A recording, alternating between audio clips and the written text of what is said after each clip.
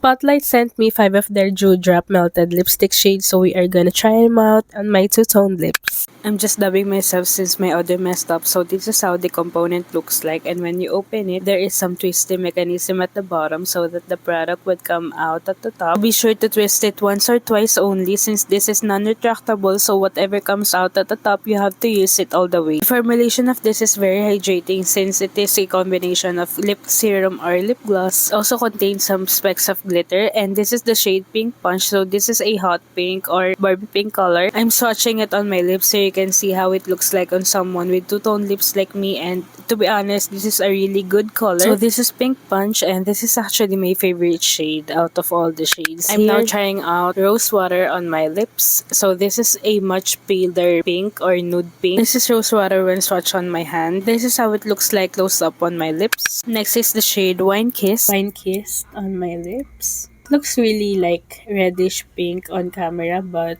in person it's a bit of a mauvey shade. Next is Coraline, and I'm gonna swatch it on my hand. If you are morena and you have warm undertone, this would look really good on you. Coraline, Blackberry Bliss. So this is Blackberry Bliss.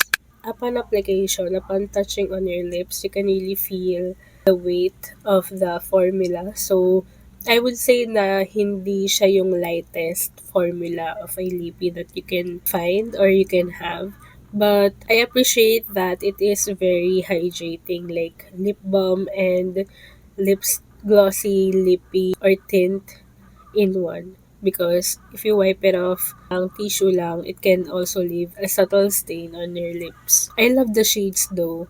Very morena friendly. So again, for the swatches on my hand, this is Pink Punch, Rose Water, Wine Kissed, Coraline, and Blackberry Bliss.